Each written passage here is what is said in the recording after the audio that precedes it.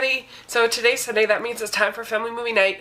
And this week, in celebration of Home Again, I thought it'd be fun to pick a romantic comedy type film for family movie night. I really love romantic comedies, and I love this genre of films.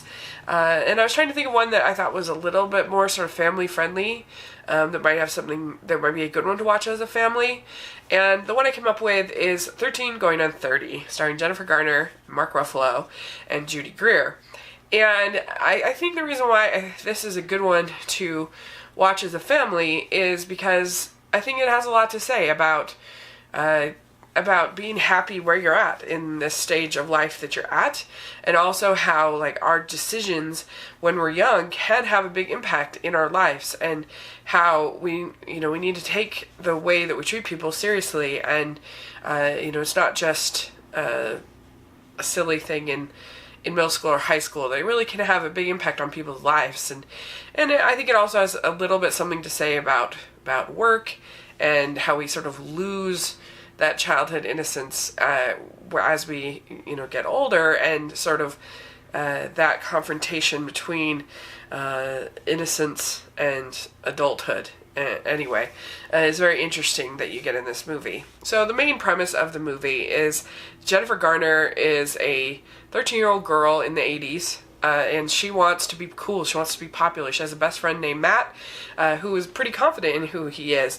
And he's a photographer, and he makes her this dream house because he wants all of her dreams to come true. And but she is just really focused on this group that she wants to be a part of, and she wants to be liked and be popular and have the greatest figure and everything like that. Well, it comes down to her 13th birthday, and there's a chance to play the 7 Minutes in Heaven. Well, she goes into the closet to play 7 Minutes of Heaven, and things end up happening, and she ends up being embarrassed, and she kind of closes her eyes and makes a wish that she could be 30 and flirty. 30 and flirty. Because she thinks that would be so much better to be 30 than to be 13. And she wakes up, and she is her 30-year-old self. And one thing I think is really interesting is that you have sort of 13-year-old morality looking at 30-year-old morality. She can't believe that she is having, that there's like a man in her apartment, that she can't believe that she is kissing a married man at one point, all these things, in the way that she's sort of let her morality slide, the way she's not very honest, she's not very, all this different stuff, and she has to come to kind of terms with that. And Judy Greer plays her friend. She's one of the cool kids in the earlier parts of the movie, and they grow up to be friends. And Mark Ruffalo plays Matt as an older person, and they've lost touch, they've lost contact, and she's shocked by that. She can't believe that. And this movie reminds me, one movie I think is really underrated, and I'm going to do it for family movie night one of these days, is The Kid. And that's where Bruce Willis gets a chance to, he's this advertising executive, and he gets to meet his 12-year-old self. And there's a great line in there where he's like, so I have no dog, I'm not married, I don't fly planes, I grow up to be a loser. And I think that there's a little bit of that kind of going on here too, is that sort of the 13-year-old self is kind of disappointed in the 30-year-old self, but there's some stuff that she thinks is really cool and that she likes, but for the most part, she thinks it's kind of disgusting and gross, and it's sad, that she's lost contact with Matt, and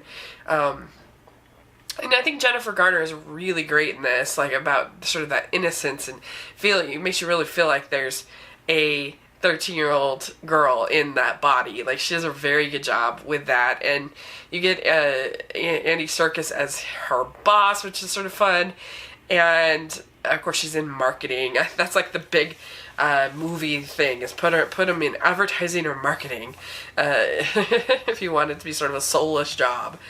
And she ends up getting connected back to, she hunts Matt down. Of course, he doesn't he hasn't seen her in forever, and so that sort of starts that kind of there's sort of a 13-year-old self trying to sort of figure out how she allowed this to happen with her friends. And I think by the end she kind of appreciates her friends a lot more, and she doesn't care about these popular kids, because she realizes what happens by caring about the popular kids. There's a couple things that you want to watch out for in this movie as far as a family viewing. There is a scene with like a striptease scene that you could easily skip over, I think, if you're watching it with, little kids.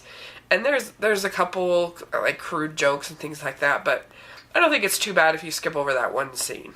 But there's there is a scene where she's kissing a married woman, but she's so disgusted by it, and that's part of what's sort of interesting is this 13-year-old morality is sort of in a 30-year-old body, and so that's that's interesting. There's a great scene where they're at a bar, and Judy Greer's like, look at that guy, he's really hot or whatever, and Jennifer Garner goes over to a kid sitting at a booth because that's the one she's attracted to because she's 13 on the inside, and they're like, what?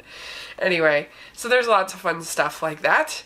And overall, I think it has a really nice heart to it, this film. I think it's an interesting sort of look at how we think we'll be so much happier at another time in our lives, and that's really easy to do, is to say, oh, when I'm 40 I'll be happier, or when I'm married I'll be happier, or when I have kids I'll be happier, or whatever might be, and you kind of think that, and here is a good example of that not necessarily being the case. So a lot of people compare this to Big. It's basically the same story as Big, but this is with a woman in the lead. But I think that this is a little less creepy and weird than Big. There's sort of some, like, his relationship with that woman in Big is sort of weird when you really think about it. And this is like this is a lot more, I think, authentic to what a 13-year-old would really feel and really think. And so I don't know, and even just down to little things like the clothes she wears and the things that she is grossed out by and stuff like that. And so I think that this is better than Big personally, even though that does have a really good performance from Tom Hanks. So yeah, I think 13 Going 30 is a really fun film, good film. I like it. I'd probably give it like a B+. I think it's a fun one. So let me know what you think about 13 Going on 30. Where are you at on it? And so thanks so much. Please subscribe to my channel, and I'll talk to you later. Bye!